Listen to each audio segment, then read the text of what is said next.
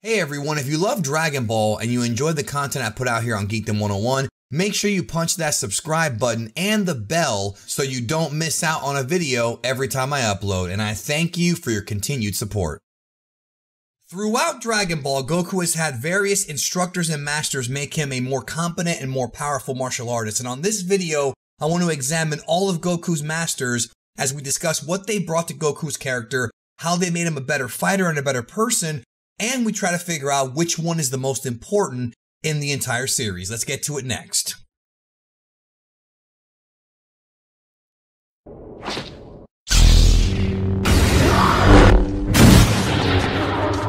Who are the greatest masters and martial arts instructors to teach Goku and make him the man that he is?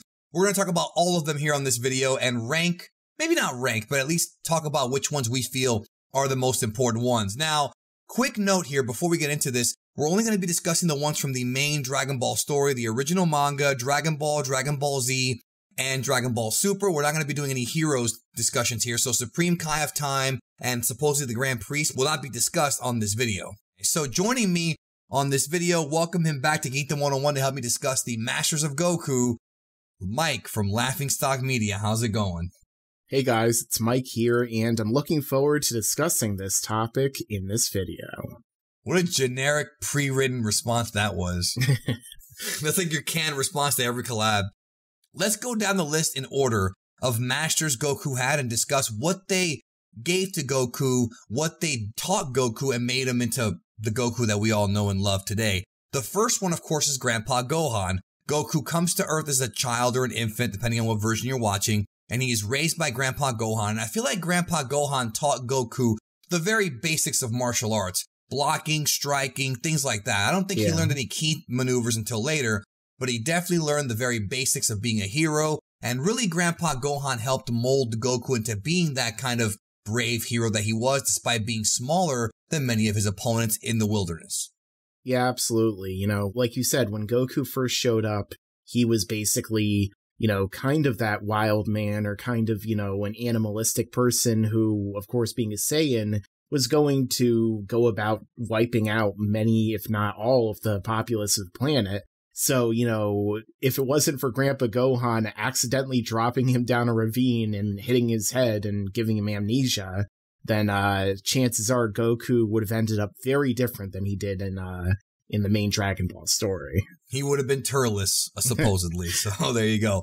All right, then we have Master Roshi, very important instructor, taught Goku and Krillin how to fight, taught them how to train, essence of weight training, which Goku would later use for gravity training and things of that nature. Taught them, of course, how to control their ki better. Goku, of course, learned the Kamehameha after seeing Roshi perform it. And of course, Roshi is the master of the Kamehameha and really somebody who also, even in Dragon Ball Super, Roshi taught Goku the Mafuba. So he's always there. He's part of the main team. Unlike the other masters who are more side characters, Roshi is like a side character who's also a main character. And of course, he became Goku's final opponent in the 21st Tenkaichi Budokai. So Roshi is really the first true master that would be the archetype for the other masters going forward, and an archetype for martial arts masters in all anime and all kung fu movies. They're all kind of the same thing. Yeah, I absolutely agree. Roshi is one of my favorite characters in the franchise. And really, that whole period of time when Goku and Krillin are trained together under him is one of the most iconic periods in the entire franchise. So that for me is really when Dragon Ball truly began to become this great franchise that we all came to know and love. So Roshi not only trained him during that period of time, but his philosophy really stuck with Goku and friends all the way through until where we are right now in the series. So he's one of those characters who definitely had a long-lasting impact on Goku as a human being. Then we have, of course, Karin-sama from the Sacred Karin Lands, Korin in the dub, the cat wizard. He really, to me, taught Goku to believe in himself, with the whole full false water training and all that. It really was something that Goku really had to, at some point, figure out. Even though it was brief training, I feel like if it wasn't for Karin, Goku would have never beaten Tao Pai Pai. And Tao Pai Pai was the first real villain that Goku faced off, who was a superior martial artist to him. Everybody before him was just a weak kind of regular human. Tao Pai Pai knew the martial arts. He knew the Dragon Ball version of martial arts, which is Ki Blast and energy and all this advanced stuff. Yeah. And Goku was able to beat him after training with Karin. So even though it was for a brief time. So I think he's also important, maybe not as important as Roshi, but he does have some importance in the story. And of course, the Senzu beans. Absolutely. And, like you were saying with Tao, he was really the first real key-using villain that Goku encountered. Someone who not only could match Goku with his training under Master Roshi, but also someone who was capable of, overcoming him and almost having him killed. So when it came down to it, Korin was able to push Goku through his training for the fake sacred water to the point where he was even able to overcome Tao, and then he used that power against the rest of the Red Ribbon Army. And, a lot of people don't really like the Red Ribbon Army arc, as I've come to find out, but I always found it really fun because of the fact that Goku uses these lessons and applies it to fighting a real evil dictatorship, basically, like an evil organization. Up next, we have God, Kami-sama, the god of Earth, the guardian of Earth in the dub. And Kami taught Goku a lot of really good techniques, like, for example, how to fly. Goku learned the Bukujutsu during his 3-year skip with Kami. And as you said before we started recording, Kami helped with the coming of age story. Kami and Popo were there. And some of the training filler in the anime is so good. Goku learned the difference between kind of using your eyes, your ears, how to sense things. Really the advanced martial arts that Goku would use even to this day to put him ahead of other metahumans started with training with Kami. And when everybody else trained with Kami in the Saiyan arc, they also got better. So this is a very important master for Goku. Yeah, absolutely. And, Kami's philosophy and, the way that he and Popo trained Goku also led to Goku really adapting that kind of adult Goku mentality that we came to see from him in, throughout Dragon Ball Z and then Dragon Ball Super. Because you look at Goku in the King Piccolo arc, where he goes around and he's not afraid to kill some of these monsters, and he kills Piccolo in the name of revenge, to avenge his fallen teammates, like Master Roshi and Chaozu.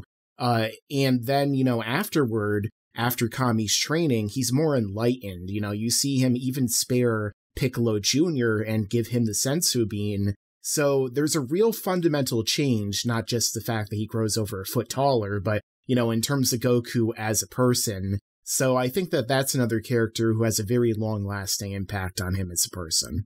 Yeah, really a very important character. And I love the whole mercy at the end of Dragon Ball, because Goku even taught Kami something, and that was great. Yeah. Then we have probably the most important to the Z fans, because Goku's got his training in Z. Most of the fans got into Dragon Ball through Z, and the first guy they saw Goku train with was King Kai, Kai-Osama.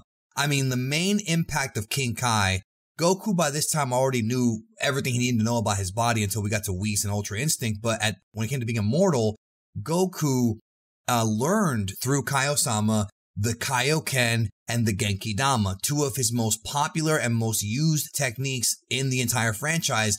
And had it not been for him learning the Kaioken, Vegeta would have wiped him out the first time. And had it not been for him knowing the Genki Dama, the Spirit Bomb, they would have never killed Majin Buu most likely. So, I mean, you can't ever take away from the fact that Kai-Osama is the definitive master. And actually, he's the final person that Goku would train under in the original manga and in the Dragon Ball Z anime, because Whis didn't come until Battle of Gods, aka Super, the modern Dragon Ball, but the original run, after King Kai, he trained with nobody else. So that was the peak of him as a student in the martial arts.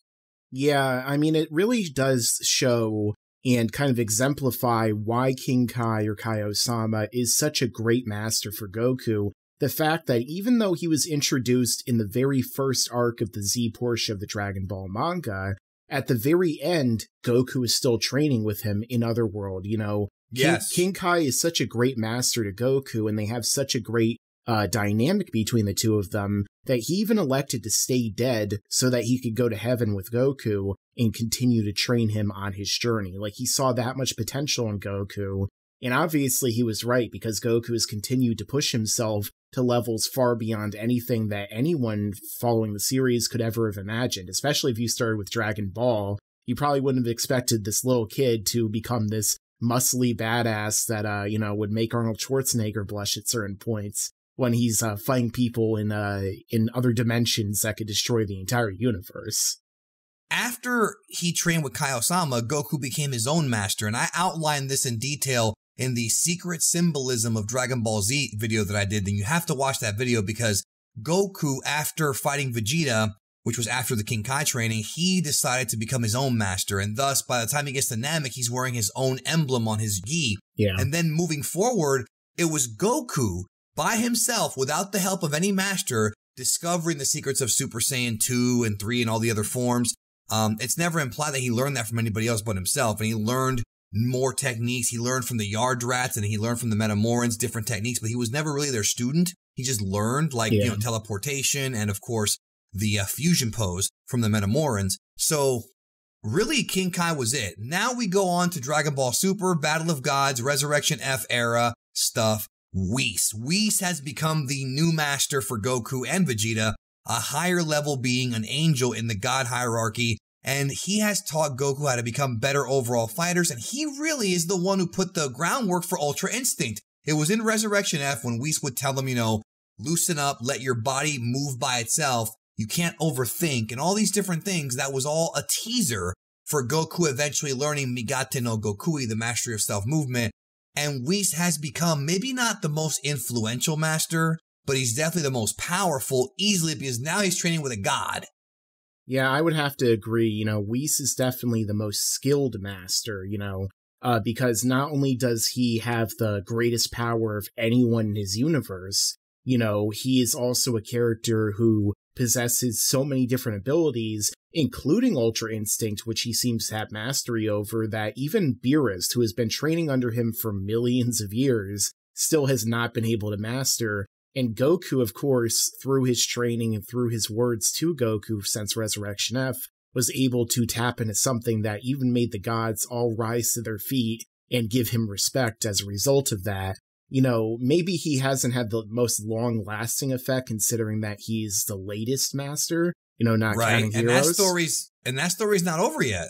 Yeah. He might still learn more from Whis in the future. Yeah, especially if we see more of their training in possible upcoming Dragon Ball, but that's a different story for another day.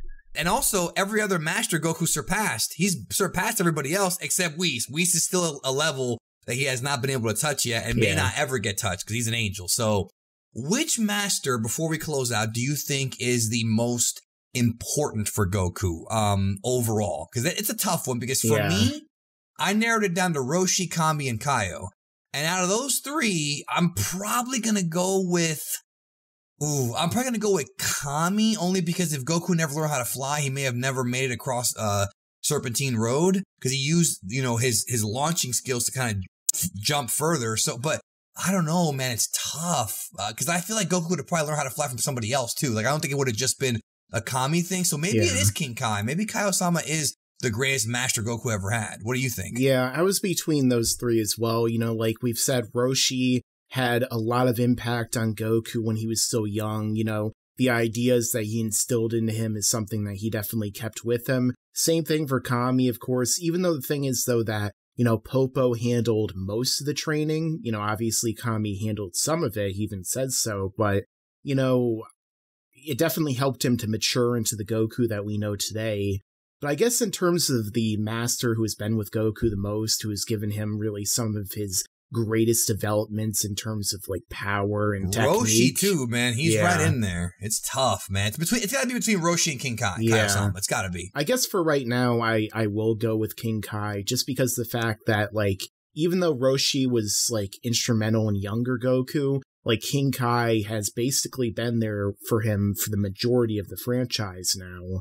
You know, so like we said, it is between probably Roshi or King Kai. And I guess for right now, I'll go with King Kai, but who knows? Maybe the next time I reread or rewatch it, my mind will be a little bit different. It's a toss-up, man. It really is. It's tough choice. Let us know in the comments, which master do you think is the best one, and tell us why. And thank you for being here, Mike. Hey, thanks for having me. I always enjoy being on Geekdom 101.